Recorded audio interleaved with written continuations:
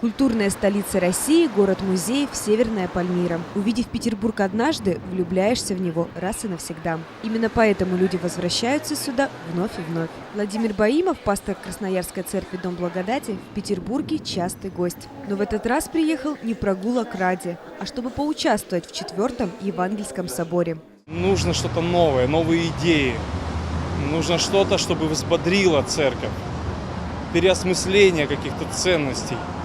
Осознание целей будущего, которое нас ожидает. 4-й Евангельский собор собрал пасторов и служителей христианских церквей России и стран ближнего зарубежья. Главная тема собора – церковь, влияющая на город. Именно ей и были посвящены все встречи недели. Главная задача церкви – быть эффективной и полезной для того общества, в котором она находится, живет, и для которого она Господом и была задумана. Не понимая тех устройств, принципов, как устроен город, как мыслит город, как живет город, трудно оказать на него положительное эффективное влияние. Слава Богу, что это город реформации. Слава Богу, что это город покаяния, это город, откуда потекут реки воды живой, потому что сегодня, я верю, наше событие, оно историческое. Влиять на ход истории города посредством СМИ, нового лидерства и нового мышления. Обучиться этому за неделю, конечно, сложно, но понять основные принципы вполне возможно. Для этого на соборе были доклады, работа в группах и даже ролевая игра. И вот у них есть возможность стать Лютером, стать Кальвином, стать Августином и прожить кусок жизни, как прожил он, в игре.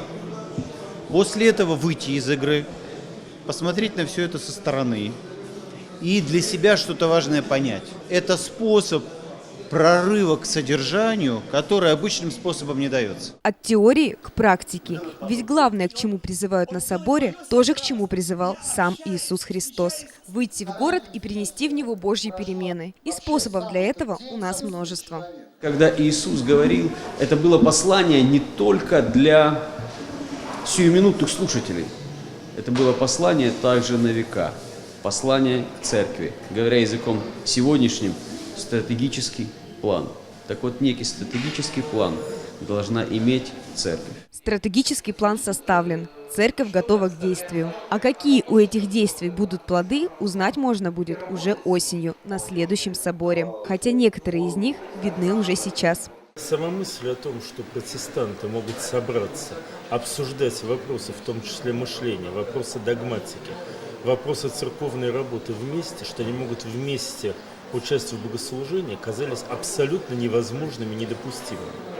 В этом плане сам собор является результатом. Могу со всей ответственностью сказать, что многое из того, что смогла для служения Господу и своему Отечеству, России, сделать Евангельская церковь в нашей стране, во многом это заслуга именно собора.